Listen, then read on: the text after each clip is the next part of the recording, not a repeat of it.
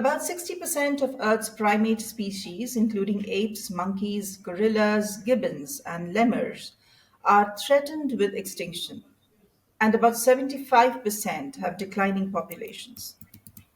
Primate numbers are suffering in large part because the animals are losing habitat to deforestation for agriculture, logging, mining, and other human activity. Trees are of invaluable importance to our environment. They provide habitats for numerous species of fauna and flora, material for building, and places of spiritual, cultural, and recreational importance. Trees are so important for the global environment and the health of the species that live there, it cannot be emphasized enough.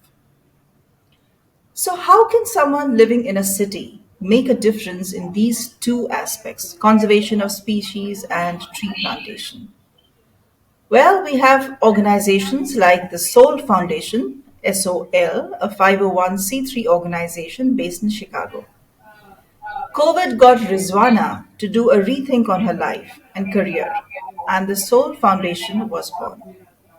Greetings to everybody. My name is Tej, and with me today is Rizwana, the Executive Director of the Soul Foundation, a 501c3 organization in Chicago working tediously to ensure that the earth has more trees. Welcome, Rizwana. Thank you, Tej. How are you? I'm good. Thank you. Thank you. Pleasure to be on our podcast. Thank you so much for giving me the opportunity to on this platform today.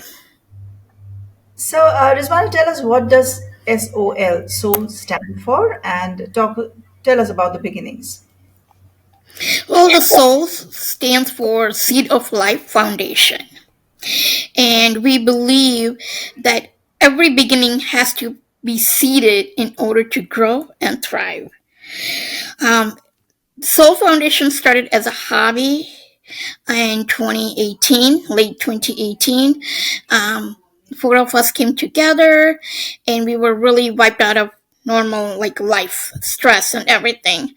And we did not know where to go. So then we started researching how to get rid of the stress or how to understand what we wanted in life. And we connected with nature, which helped a lot of us. Then we started a hobby. We actually held an event in the community where all the people were gathered and we planted all together. We want to do more than one event because it was such a good turnout, but we had to have proper paperwork and in place. So it took around 2 years to do that, and by the time the paperwork came through, it was 2020, the lockdown. So we did not know how long the lockdown would remain because one day turned into 1 week and then turned into 1 month. And so by the time we were ready, it became a lockdown. We didn't know what direction to go, and we got invitation in Africa. So we turned in that direction, and we realized how important that nature, local agriculture, and local agriculture is important for everyone, especially for underprivileged or underserved communities who cannot usually go in the stores to purchase, let alone in today's economy. Right. Something that is self-sustaining. At least in your backyard, you should have enough, if not for the entire week, perhaps, or at least you should be able to contribute to your own food requirements to a certain extent. And how did you go about reaching out to, say, countries in Africa because it's very far away? Yes, actually, Africa was not even on initially when we began was not on our map at all. Once 2020 came in, we had our website up, and then an organization. NGO reached out to us and they wanted training of local training via online. We did an event after 3 or 4 back and forth because we didn't know anyone in Africa at the moment. And culture difference, language difference, law differences. But we did an event, it turned out very well. And we realized that even if you have one garden or even have few seedlings in your backyard or in community gardens or school gardens, it can go and make a huge difference. It can make a huge Exactly. difference. Be it Exactly. be it by environmental based, be it by your health wise, individual health wise, be it in you can help species, birds, hens, cats, dogs. It can also help if you are a part of any school. It helps schools because then it is their lunch and dinner. So it is very self-sustaining environment aspect in all directions. Right. You also started this organization with the idea of planting trees in memory of people who are no more, people whose Yes. beloved one. Yes. Yes. Yes.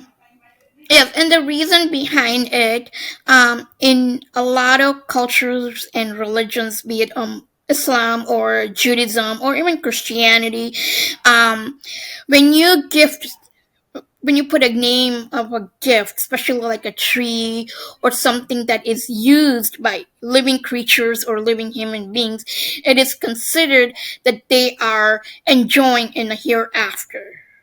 So it's a eternal gift. So like they, even though they may not be with us, but their existence still exists in that perspective, and they Right. are within us. Right.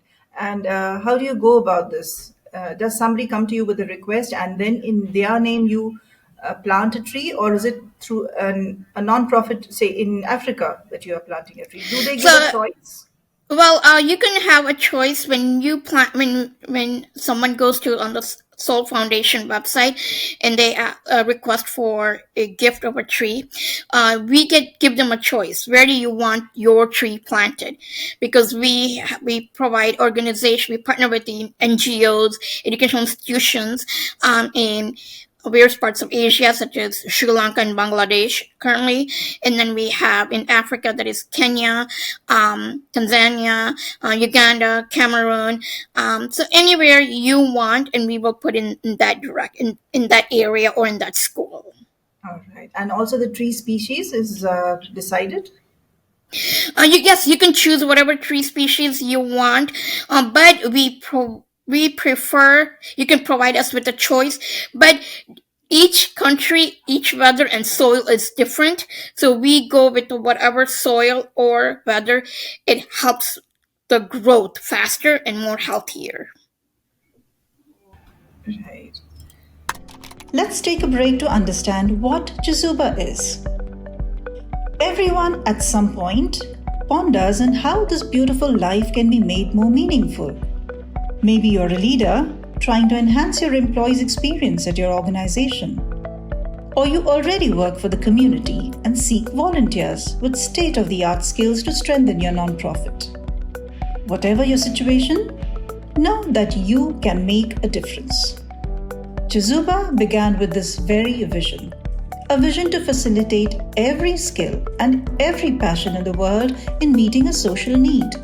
Corporate volunteering has several benefits for both businesses and organizations. In parallel, experienced and enthusiastic volunteers join NGO workers, enabling them to serve the community more effectively. Chizuba offers everyone looking to add purpose and meaning to their lives a chance to connect or volunteer virtually with nonprofit organizations from over 100 countries around the world. Visit www.chizuba.net and explore opportunities to find meaning. Chizuba, your platform to do good. And now, back with our guest. I just saw your monthly newsletter that you sent. It has something like the animal of the month and so many other interesting things. Who puts together these lovely ideas? All our teams, not only our team works together to put that together on a monthly basis, but we also work with the organizations and NGOs that are collaborative partners with us. You can see their names on the website. We don't hide any of the information, who it is that organization or NGO is owned by or where they are. We put all the information there. Then we work with them. We try to highlight each organization per month and the event they hold or have held. And that way, if there are any donations or you want to be part of the event, you are most welcome to contact them and or us, and we will get you the appropriate information and connect you with the right direction depending on what the needs are. Right. Um, when you're talking about gardening, self sustenance, and talking about reaching out to other NGOs across the world, obviously you require some kind of resource person, some experts in the field with knowledge about the soil, with knowledge about the tree species, whether they're indigenous or not. So, do you have somebody on your panel that gives you Yes. advice? Yes. Yes. We have an individual who works very closely with the plants, a plant biologist, and we talk to them.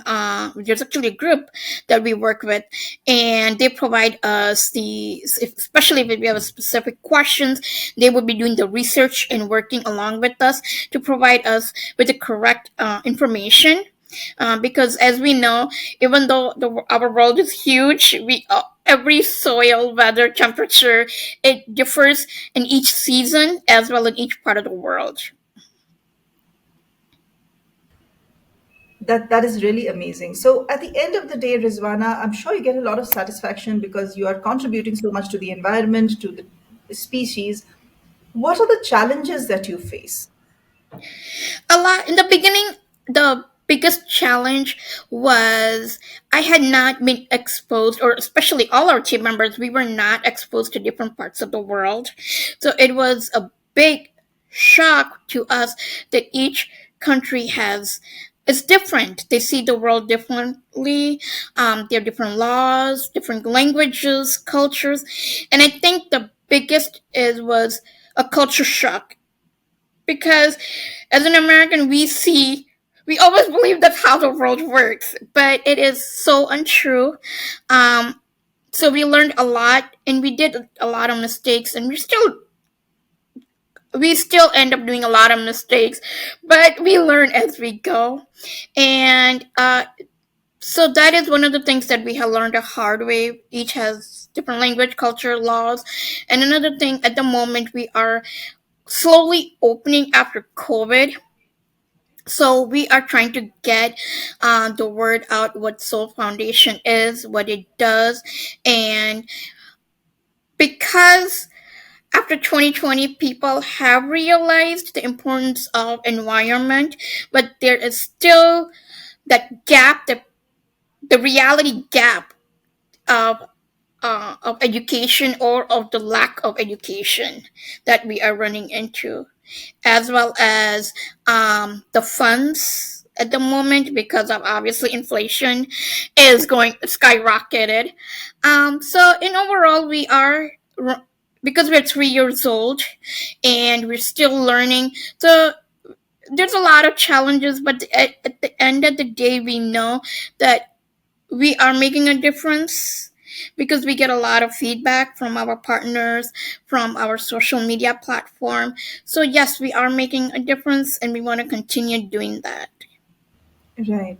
I remember sometime a few moments ago we were talking before the recording, and you mentioned about how there is no sense of fencing in Africa. I mean, anybody can trespass and break open or pluck something from the gardens. Is that also one big challenge that you face, or is it something that is a one-off event? It is actually the biggest challenge in all the countries we're facing at the moment. The first time was in Africa because, once again, we had never been exposed to that area of the country or that part of the world. Um, what we have always believed is this is where I live, where we do for community, everybody is okay with it. But the first time when we partnered with an NGO in Africa, a lot of trespassers had come into that land and damaged a lot of trees, which of course hurts everyone in the community. So that's why what we now do is make sure that the land that we plant on school gardens or community gardens has it belongs to the either belongs to the educational institution and or belong to the community, and there's a community laws enforced regarding trespassing, because not every community can build or have resources to build fences, but there are a lot of communities we have come to realize that are run independently by elders or by laws or by groups of members, that they look and keep updated with the community laws, as well as make sure that there are no trespassers. But it is one of the issues that we are running into time by time. Yeah, I understand. So, and there's always learning, right? At the beginning of any organization, any kind of setting up, there is always a Yes. learning. So, It is, and this is what we like, because when we are in school, we are told until you graduate, and then you yeah, finish BA, and then masters, and then PhD. But the reality of life is there's no end of education or learning. If absolutely. we stop learning, we stop living. Absolutely. I like the way you're putting it. If we stop learning, we stop living. That is very, very true. Yes. So, Rizwana, COVID-19 has doubled the amount of people going hungry, especially in the part of the world where there is no or limited aid available. So, with what you said, learning and living, I would go one step further with saying, where there's a will, there is a tree of hope. So, Absolutely. thank you very much, Rizwana. So, on a parting note, can you just share three things that a person living in a faraway city can do to do something for the environment? What are the two or three things that you feel? I think one of the best things each and every one of us can do, regardless of our age, our wherever we live, is not filter or throw garbage out. Make sure your environment is clean. It doesn't have to be you directly that may be impacted, but someone or an animal, a bird, they cannot do that. That is our, as a human being, our responsibility. Another thing is to teach children and yourself that you are part of the earth. We can't say it's not my job, I don't get paid. If one, at least even one person, we do a one event, or we give one lesson, or we share one fact about environment to each other in a positive way, we can make a difference. We can make connection. Absolutely. Absolutely. And the third is, make sure, whatever the weather may be, wherever you may be, make sure you leave something, either a clean environment or a seed or a water for outside species, be a cat, a dog, a bird, a bunny, whatever it is. That can go a long way. You don't even know what difference you're making, Exactly. because they are voiceless, but you're being their voice. Wonderful. With that, with those amazing three things, these are simple things, but definitely doable for each and every one of us. And on that note, I thank you, Rizwana, and I say goodbye on this episode.